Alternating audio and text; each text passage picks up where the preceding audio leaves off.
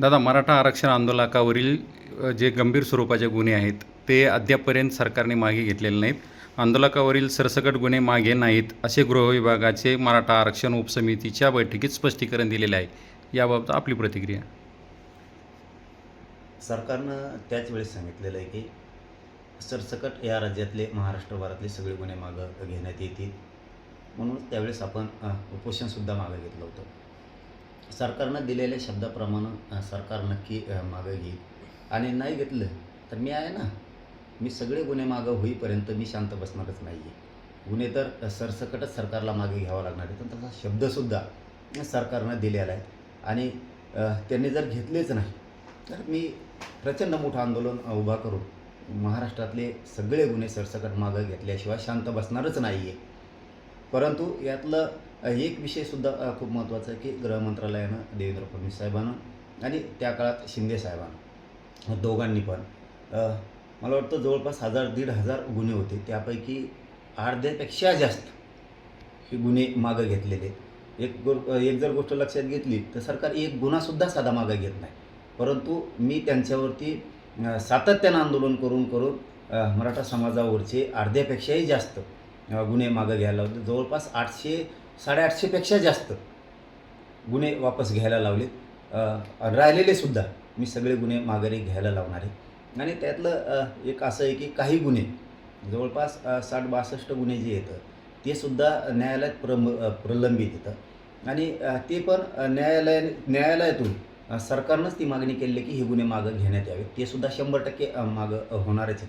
म्हणजे 80-81 गुन्हे राहिले त्याच्याबद्दलचा विषय विभागीय जी समिती आहे त्यांची, त्या विभागीय समितीनं अहवाल द्यायचा आहे. त्यामुळं विभागीय समितीनं अहवाल दिला की ते पण गुन्हे मागं होणारच आहेत. जरी बातम्या काय अशा जरी आलेल्या असल्या तरीही काय कुणी काय म्हणायचं त्याला, कुणी काय नाराज व्हायची काही गरज नाही, टेन्शन घ्यायची काही गरज नाही. कुणी आपण सरसकट गुन्हे मागं घेणार आहेत हे अंतिम सत्य, आणि मी शांत बसणार पण नाही आहे.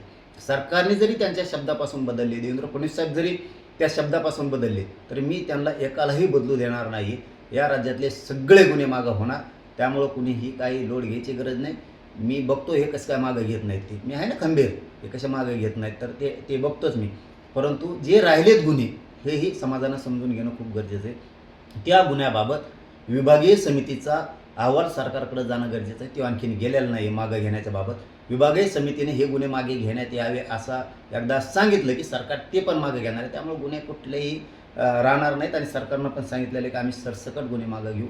आणि याच्यात हे काम करत असताना ही झाली एक बाजू. मी तर सरकारवरती सातत्यानं आंदोलनं करून गुन्हे मागं घ्यायला लावणारे, आरक्षण पण सगळं घेणारे, मी काहीही ठेवणार नाही. परंतु हे होत असताना दुसरी पण एक गोष्ट खूप महत्त्वाची, जी समिती उपसमिती मराठ्यांसाठी स्थापन झालेली, जी गठीत झालेली, त्या उपसमितीच्या मंत्रिमंडळाच्या अध्यक्षानं, त्या भिध्यक्षानं कोण आहेत, यांनीसुद्धा मराठा समाजाच्या प्रश्नाकडे लक्ष ठेवलं पाहिजे. थातूरमातूर नुसत्या उपसमितीच्या बैठका घ्यायच्या आणि लोकांना फक्त दिखाऊपणा करायचा, ही जी चाललेली मराठा समाजाबद्दलची अवमानास्पद वागणूक त्या उपसमितीच्या अध्यक्षाकडून चाललेली ना, ही जरा थांबली पाहिजे. त्यांना एवढी समज पाहिजे की आपण ज्या उपसमितीच्या अध्यक्ष आहेत, आपली जबाबदारी आहे की मराठा समाजाला न्याय मिळवून देणे. मग तो आरक्षणातला असो, तो गुन्ह्यातला असो, तो सारथीतला असो किंवा तो महामंडळातला असो, याच्यासाठी समिती गठीत केलेली. समिती आणि समितीचा अध्यक्ष याच्यासाठी गठीत केलेलं नाही आहे की ज्या लोकांना याची आवश्यकताच नाही आहे अशा लोकांना विशेष निमंत्रण देऊन बोलवायचं आणि त्याच्याशी गप्पा मस्तलती मारायच्या. विनाकारण काम न करणाऱ्या लोकांशी वेळ द्यायचा, विनाकारणच काहीतरी एकमेकाच्या लोक अंगावरती घालायचे, याच्यासाठी उपसमितीचा अध्यक्ष नसतो. उपसमितीचा अध्यक्ष याच्यासाठी असतो की मराठा समाजाच्या ज्या मागण्या आहेत त्या मागण्याला न्याय देणे. EWच्या विद्यार्थ्याचं काय झालं, त्यांना का न्याय मिळत नाही, हे उपसमितीच्या अध्यक्षाचं काम असतं. मराठ्यांच्या अंगावरती घालणं, याच्यासाठी उपसमिती केलेली नाही. तुमचा मात जिरवायसाठी नाही आहे ती. तुमची मस्ती डोक्यातली मराठ्यांच्या डोक्यात घालायची आणि मराठ्यांच्या विरोधात झुंजायला लावायची, याच्यासाठी उपसमिती नसते. SCBCच्या विद्यार्थ्यांच्या निवडीच्या बद्दलचं काय, त्यांच्या आधी पदं निर्माण केलेत का? ते विद्युत सहाय्यक पोरं, आरोग्य सहाय्यकातले पोरं ते मरायला लागलेत, EWS मधल्या पोरांचं काय, ते आंदोलनं करतात, हे काम असतं. सारथीसाठी किती निधी लागतोय, किती विद्यार्थ्यांना शिष्यवृत्ती मिळाली नाही, हे उपसमितीचं अध्यक्षाचं काम असतं आणि मग माणसं पाठ थापलीत असतात. आम्हाला तर त्यावेळेस खूप वाटलं होतं की खूप चांगला उपसमितीला अध्यक्ष लागला आहे. आता मात्र मराठा समाजाच्या लेकराला 100% न्याय मिळणार आहे. परंतु मात्र त्यांनी उलट्या दिशेने उपनायला चालू केलं. मराठ्यांच्या अंगावरती घालायची ही चळवळ सुरू केली. म्हणजे तुम्हाला प्रश्न सोडवायचे नाहीत, पण मराठ्यांच्या अंगावर घालायचे. यांनी तुम्ही कधीच मोठे होणार नाहीत.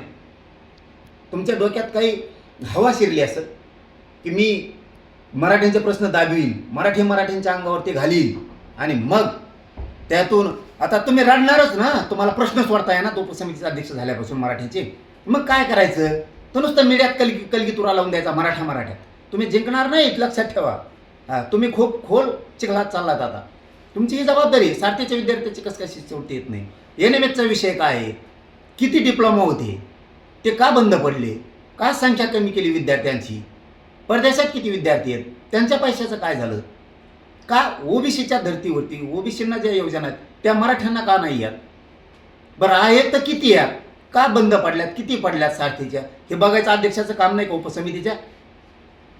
नुसतेच बोलायचं आणि मराठ्यावर चढून घालायचे. याच्यासाठी उपसमिती नाही अध्यक्ष नेमलेलं तुम्हाला. सारथीला महामंडळाला किती निधी पाहिजे?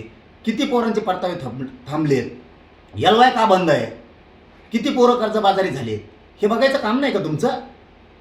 का नुसते मराठ्यांच्या अंगावर ते घालायचं? असले बेचव कामं करायसाठी तुम्हाला उपसमितीचा अध्यक्ष नाही केलेलं. आज मराठा तुमची पाठ थापतात होतं. हाच माणूस मराठ्यांना न्याय देऊ शकतो. पण तुम्ही निकामी एक. महाराष्ट्रातील सर्व बातम्यांचे विश्वासार्ह व्यासपीठ. सकाळच्या सर्व सोशल मीडिया प्लॅटफॉर्मला लाईक, फॉलो आणि सबस्क्राईब करा. तसंच